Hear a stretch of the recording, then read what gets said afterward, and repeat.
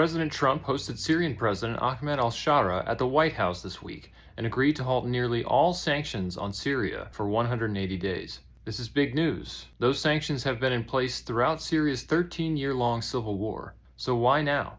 President Trump and a bipartisan group in Congress argue that Syria's new leadership should have a chance to rebuild the country with the support of the U.S. and others after a decade-long war and subsequent humanitarian crisis.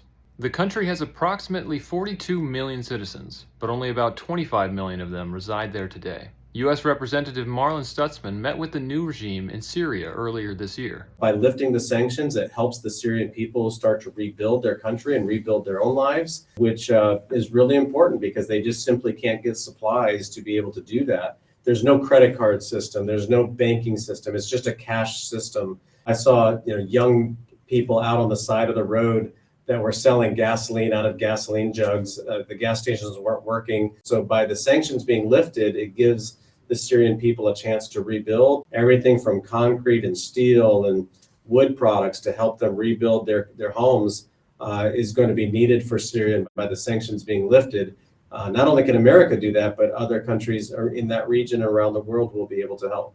Some have called the move risky, given that the new president was once designated by the U.S. as a terrorist.